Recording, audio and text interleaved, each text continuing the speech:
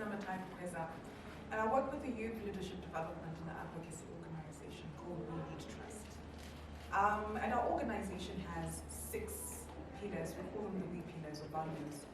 The S is for servant leadership, the E is for empathy, the R is for responsibility, the V is for volunteerism, the other E is for expression, and the D is for democracy. So I strongly believe in democracy, and particularly democracy as a culture, as a way of life. And I know that people think whatever we think about democracy, but for me, it's actually a way of life. Let's just start with. I also strongly believe that human beings are highly political, all of us, and that politics is how we interact, it's in everything. And fundamentally, as we're going to go through this presentation, these are my expectations of the outcomes. You can write this down if you will. The first expectation is that we depoliticize the word democracy, all right? And you learn to actually see democracy as a way of life. And then the second expectation is that we take out the parties and political processes, right? And we learn to see political processes as a way of life. Because it's fundamentally important. So these are my expectations, all right? Now, I'm just going to ask you your expectations for this particular session that we're going to have. What are your expectations? You can just popcorn, say what your expectations are. Yes.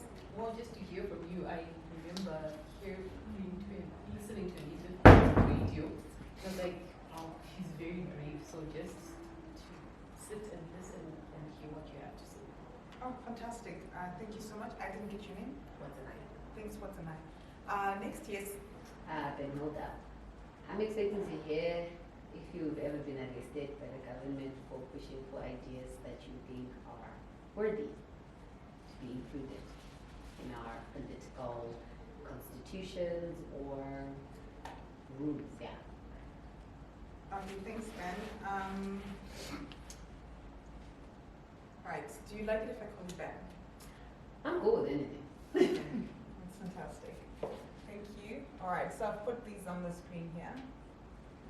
Next, any expectations? Yes. How to be involved in the political processes. All right, 3, how to be involved. Next, popcorn, please just say.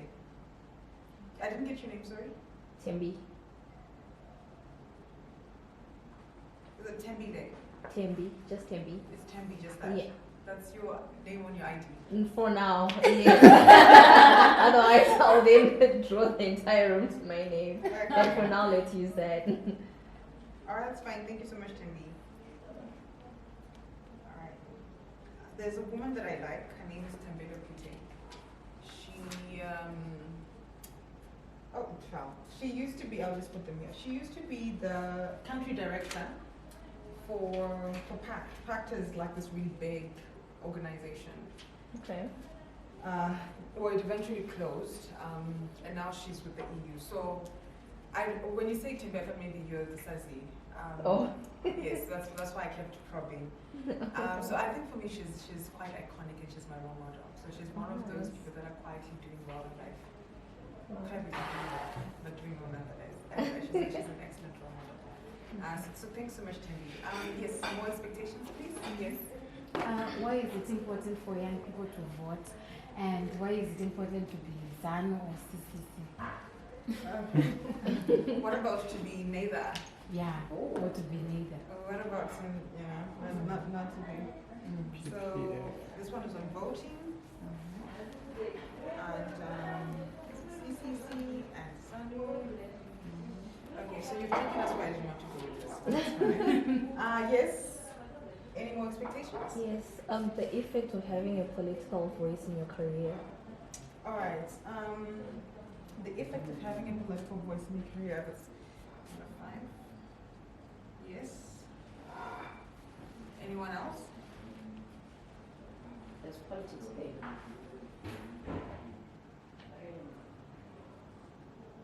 What makes you good?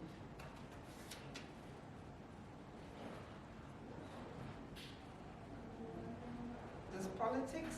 Hey, Who's asking those questions? Okay, and who else needs it? What makes you brave? What makes you brave? You. Okay.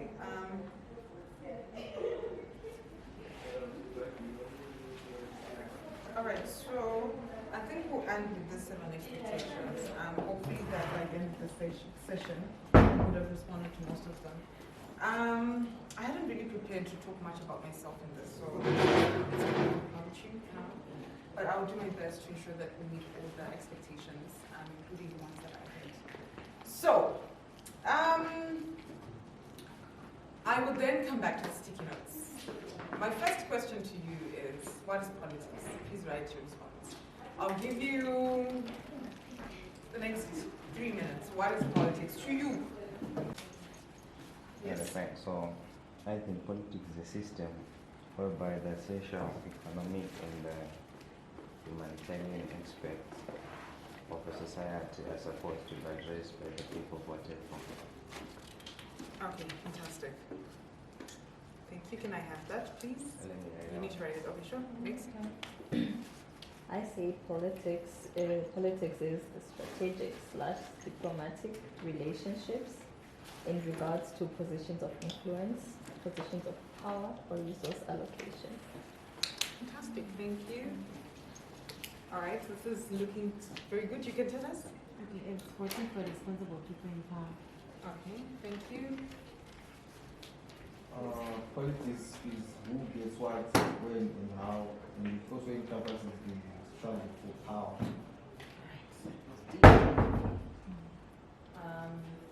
I will use this definition as we move forward. Yes. Okay. I just thought any acts involved in influencing others towards an agenda or end goal. Isn't that leadership? Why did you call it politics? I don't know. So I like this. You guys are quite smart, and I can tell that we are interacting with like really, really, really smart young people. So I'll let you finish. Those of you who have not submitted your sticky notes, I will read them eventually. there you go. I didn't say Fantastic. mine. Okay, yes, please. Leadership. Okay, wait. Sorry. Oh yeah, leadership involves people leading other people in a certain direction. This is what I get. I really don't get what politics is. Yes. I migrate something that is involved with leadership power. Okay. You see, there you go. You got it. All right, sure. So, thank you so much, guys. I'm very encouraged because you people are very smart. And you did exactly what I thought you would do, all except for one person, right? So you talked about politics in a very hard sense. What do I mean by hard sense? You're talking about it, through hard things, through, governance and bureaucracy and international relations and diplomacy. At all those different levels, politics is at play. But we must understand that it starts somewhere, in a very, very, atomic state. So we need to atomize this whole process, right? And then we reverse engineer. We're coming from this international, national, local, and at the very least, we come back to the individual, right? And this is where politics starts, right? Politics, I like this definition. It's the decision, it's about who gets what, when, how, and also the struggle for power, right? And it doesn't matter that it's, Britain, leaving the EU, Brexit. It doesn't matter that it's the African Union. It does not matter it's SADC. It does not matter it's Zimbabwe, right? You really atomize it and you bring it to you as a person. In your family, isn't it political who gets what, when, and how? Isn't it a struggle for power with your rich aunts? The thing that, what is that all about? It's about power, isn't it? It's about who gets to decide, who gets what they want, whether through cohesive influence, through force, through money. But it's about exactly this, about power. You look at it in a relationship sense, right? a guy has money and a car. He drives you late at night. And then you tell him you want to go home. But you don't have money and you're in his car. Isn't that political? Very. And what is going to happen is that those who wield and yield disproportionate influence in our society will always get their way. Right? So politics is exactly about that. And the first thing that I wanted us to do was to dissolve politics into things that we are doing and interacting with every day. So that is sort of foreign concept, eh? So it's not like, it's just only MTC, right? It's something that we are interacting with every day, something that we're doing, we're participating in, whether we like it or not. So henceforth, we do have scholars in history that have said that human beings are political beings. The very, essence of your existence is quite political. Your body is political. All right? Can I please have some water? So we need to critically reflect on all of those aspects and all of those components. So now I'll open this up to some discussion before we move on. From the session that I've given you, I've said, oh no, politics. There's that politics, yes, the grand politics. But thinking about it in the context that I've presented, when do you think you have participated in politics? In your own life, in your own environment, in your own surroundings? Anyone?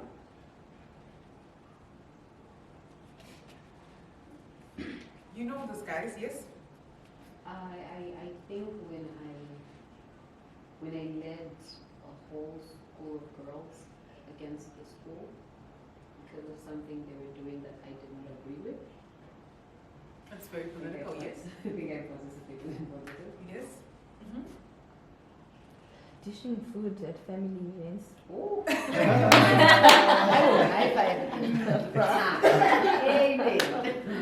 The greatest politics of all. Thank you very much, yes.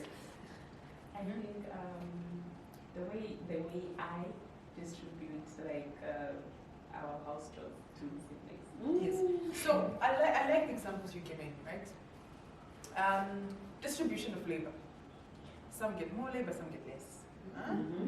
And then that also affects issues around wages, right? Some get rewarded more than others. Yeah. But are we rewarding them based on who worked the most? Or we're rewarding them based on who we like, who's our friend, right? That's very political.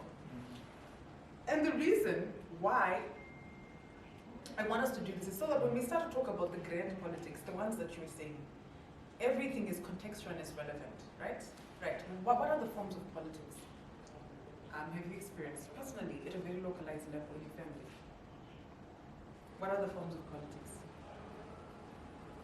Who gets the bigger bedroom? Who gets the bigger Amongst bedroom? the siblings, yes. That's Yes. the big meat. Who gets the big meat? Yes. What are the forms of politics? Have you experienced? Basic stuff. Who went to school with a car? Who went to school with a car? Like privilege, right? Elitism, class, right? Mm-hmm. So, I like the examples that you've given and their simplicity, right? And now I want us to talk about that, linking it to the broader spectrum. Politics is exactly about that, and I come back to that definition. It's about who gets what, when, how, right? And then it's also the struggle for power. Because those who get more naturally tend to be more powerful. Those who get less naturally tend to be less powerful, right? And we must understand that in the realm of politics, power begets more power.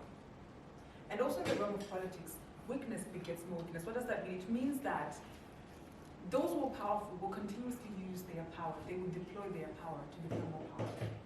Those who have will continuously deploy what they have to get more. Whereas those who do not have, it becomes a perennial, consistent, continual cycle of not having.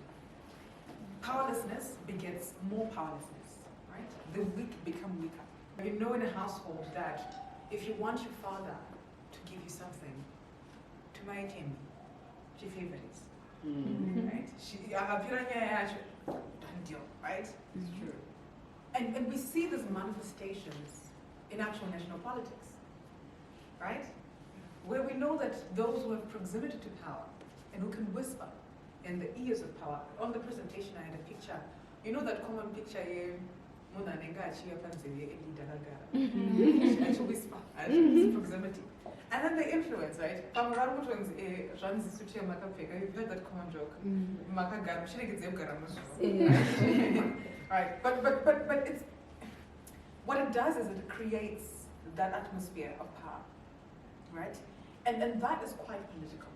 So these things are not abstract concepts. You are living it every day. Let's start there, right?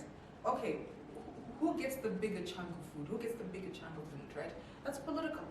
And in a national sense, we're seeing this play out, right? We're seeing that when we've got a president from, the Zulu, okay, from the Zulu clan, most resources go there, right? Most people in government are from there, right? And henceforth that that famous quote around, it's our turn to eat now, right? This is the politics of the stomach, right? And it's about where resources go.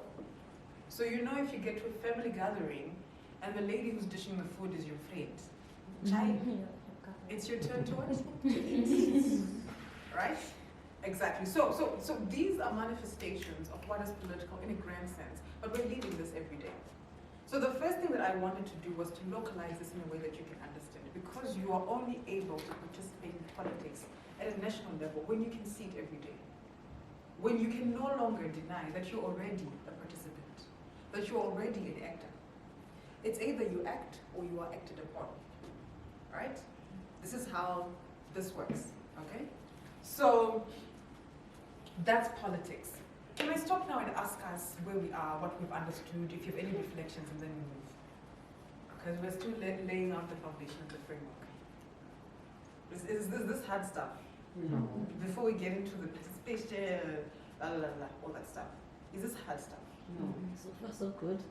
Huh? So far, so good, yeah. Yes, and you've ever heard that song,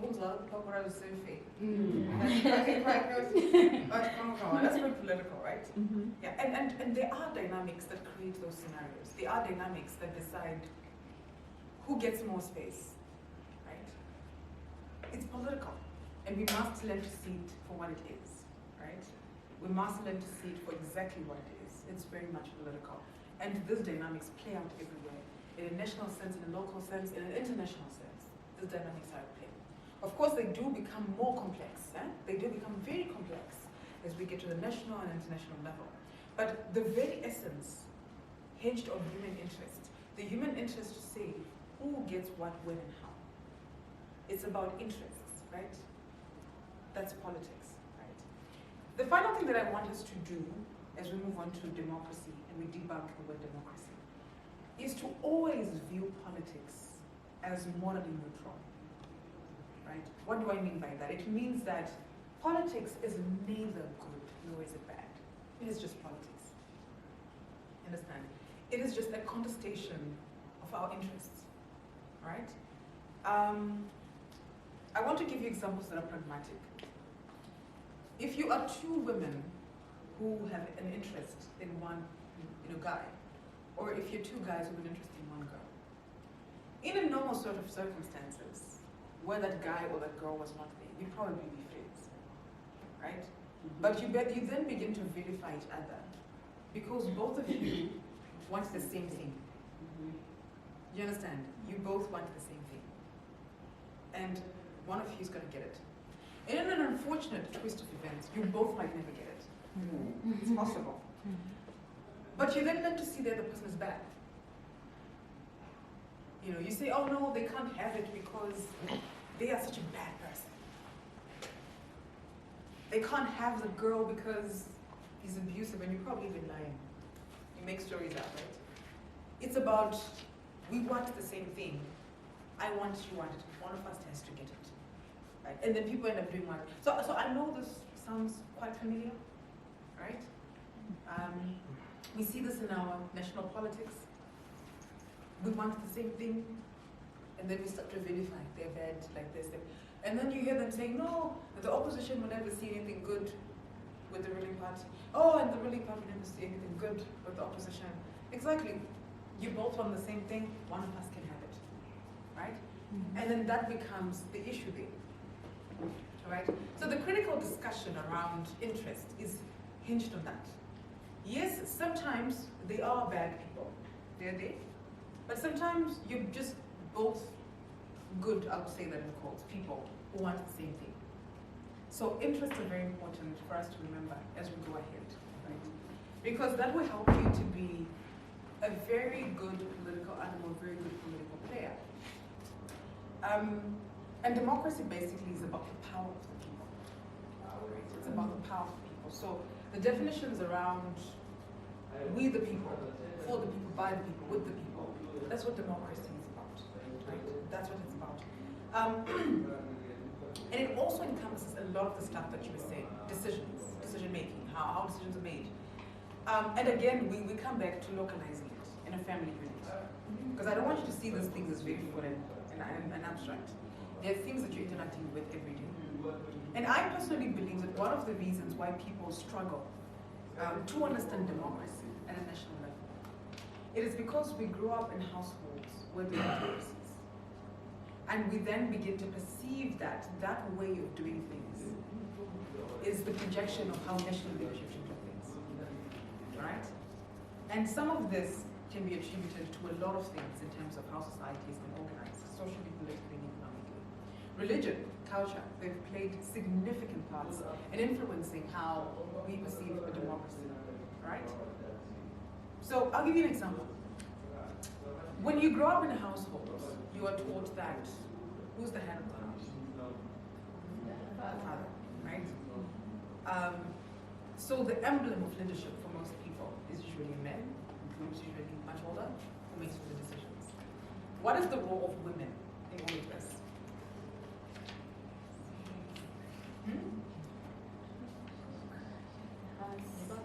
Some can make decisions alongside, or it's just they're not consulted At all, sometimes. They just they. Okay, I hear you. Any other comments on that? I wanted to say supporting the leader who is the father. Okay, that's fine.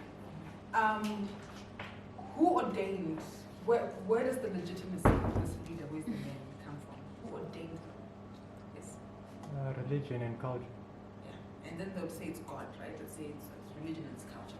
And I want you to link this to the 2018 elections where one was saying God is in it, and the other one was saying what? The voice of the people, the voice of the people is the voice of God. Yeah. They were bringing God into their things. Yeah. Yes. And why that's being done, it is to foster that the legitimacy comes from a higher power and it cannot be disputed. Alright? And I'm grateful that it was done by two men. We need to be able to think about these things because it has a psychological impact on us. Alright, let's move. Yes, in a family setting, let's hear. What is the role of the children? To obey. Huh? To obey. I like that word. Children obey your parents. Yes. Trust also. Sorry? But you've said trust and obey. Trust and obey. And you should just trust and obey. There's no other way. Right. So, and if you don't obey, what happens? You get punished. Now, say there's a family that wants to go for a holiday. The father makes all the money, but he decides to consult. He says, kids, we want to go for a holiday, and where do you want to go for a holiday? One of the kids says Mauritius, the other one says Victoria Falls, the other one says the Bahamas. It's a family, right? Is that democratic, is it not, when that happens like that? Yes. I think it's not. In what sense? It's democratic, but at the end of the day, like you were saying, what happens to the minority? Let's say you've got 5 kids, and 3 decide they want to go to Victoria Falls. What about the other 2? They're also part of the family. Fantastic, I like that. And then what if also the whole family says they want to go to Mauritius? And then the father says, because I cannot afford, can we go to Victoria Falls? Is that democratic? I sort of think it is. Yes, please. Yes, you can say, you can go ahead. Well, I sort of think it is. Why? Because if he's the one paying for it and he's trying to give a good holiday, and probably he can't afford to send you that far, I low-key think it is democracy. Because at the end of the day, if he is to send you out there and then you can't come back, it's now torture. It's now punishment for him sending you there where he couldn't afford to. Okay, fantastic. So let's have a bit of a debate, yes. But why ask in the first place? Isn't this Yeah. pretending to be like Saudi Arabia? You have sharp elections, you pretend to be towing the line, but you do Yes, the opposite. let's hear yes. Okay, somehow as a family, you need to know where you stand. Because you can't just say you want to go for, Mauritius and you see that your family's background is kind of, I don't think it does make sense. Okay, so being realistic with what we can do, yes. The way democracy manifests in Europe is not the same way it manifests in Africa, right? And it interacts with our context, with our people, with our culture, with our faith, belief, socialization, all of that interact. And then we have a customized version of our democracy that is true and authentic to ourselves. But we've often had also leaders that try to make us believe that there is democracy when there's actually none. So I really liked, we're going to come back to those issues when we then discuss participation, because that's where we're going now. When people ask me, but is it really a democratic process, or they were just asking to ask? Because there's also what is called cosmetic consultation, cosmetic participation, right? You make it appear as if it is democratic, but you still do whatever it is that you want. And all of these are things that we must be cognizant of when we are indulging ourselves in the political process and in processes around democracy. Because there are those who are extremely good at creating illusions for us that we have gotten what we want. When in essence, they are busy with the other hand behind the back doing whatever it is that they want, right? And these are all tactics these are all tactics that are used in political situations. And we also have participated in these tactics, right? Where you know that you want to, go and see your sweetheart at home, but your family, your parents left your little brother or your little sister with you. And you know that if you go with them, they're going to what? They're going to tell on you. So what do? You give them money, say, go get ice cream, right? And then you use that time when they're not there to do whatever they're doing. They think that you're being wonderful to them, right? But the intention of you doing that has nothing to do with you being a nice person. It's so that you can move your agendas, right? We've seen these kinds of illusions happening even in participation. Where they'll say, no, we've included women. The women are now here. It's democracy. Look at all these women. But the women just sit there and they don't say anything. It's the men who speak. We have seen this in so many processes. Oh, the children are here. I like children's programs. I remember at some point when these big funders and donors eventually told NGOs that do not write poems for children.